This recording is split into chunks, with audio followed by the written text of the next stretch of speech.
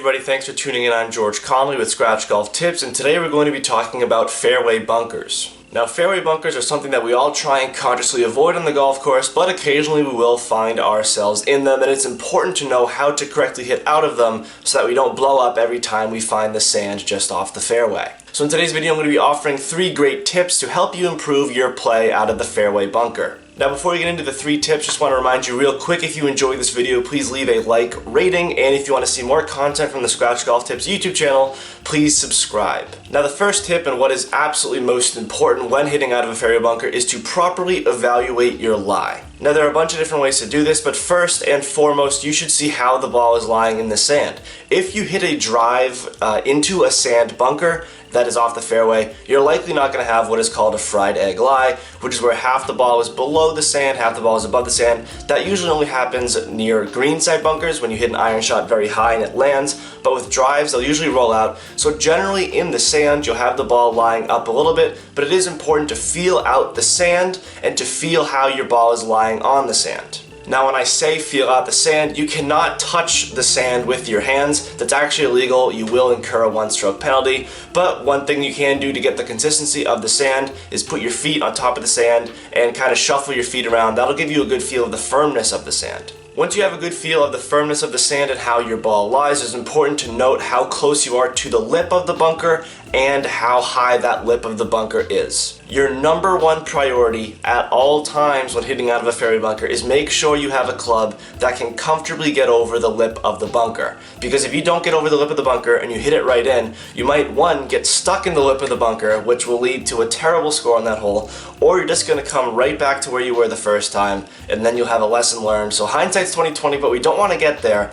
Get over the lip of the bunker. So just from that evaluation of the lie, sometimes you'll have a really bad lie and a high lip of the bunker. So at that point, you might just want to take a lob wedge or maybe some kind of approach attack wedge, and you're just going to want to get the ball out and back in the fairway. But if you have a good lie and maybe a low lip, then you can take an iron out and try and go for or around the green. So now if you want to take out an iron and go for or around the green, we're going to have to do some stance adjustments, which is the second tip of this video.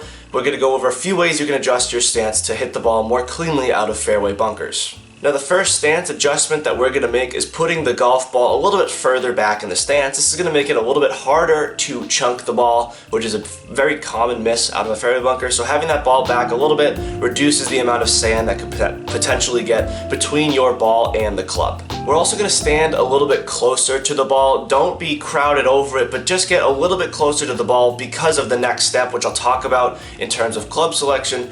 Being a little bit closer to the ball is going to help you come in a little bit more shallow. You're going to have that in to out swing path, and that's going to help you hopefully hit a little bit of a draw, but it's also just going to not, like I said earlier, have you go steep and chunk the ball. With a little bit more of a shallow swing path, you'll make a little divot in the sand after the ball, and you'll get a nice high trajectory out of the sand. Whenever you watch PGA pros or LPGA pros hit out of a fairway bunker, unless they're hitting out of a fairway bunker to about a 50-yard target, they will rarely take a large divot. They'll only sweep a little bit of sand after the golf ball. So now that we have evaluated our lie and adjusted our stance accordingly, let's talk about club selection. Generally, we're going to want to club up one club and choke down just a little bit on the club. Generally, we're going to want to shorten our swing just a little bit, which will take some yardage off. So we're going to club up by one club. This meaning if you have a 135-yard bunker shot, you'd normally hit a 9-iron. We're going to want to shorten the swing, maybe grip down a little bit on the club, and then hit an 8-iron out of the sand. The shortening of the swing very simply will allow you more control through impact because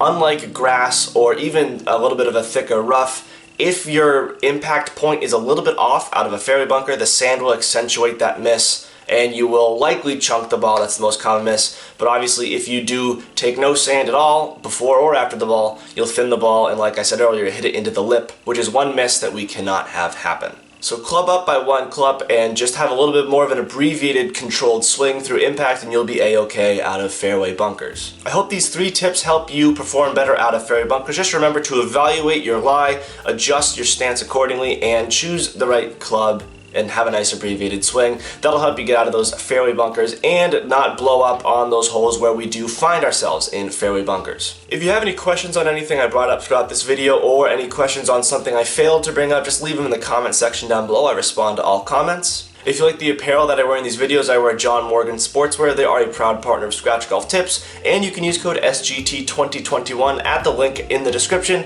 and you'll actually get 20% off your entire order at John Morgan Sportswear, and if you purchase more than $100 of merchandise, you will get complimentary shipping on your order. Thank you all so much for watching, play well, and take care.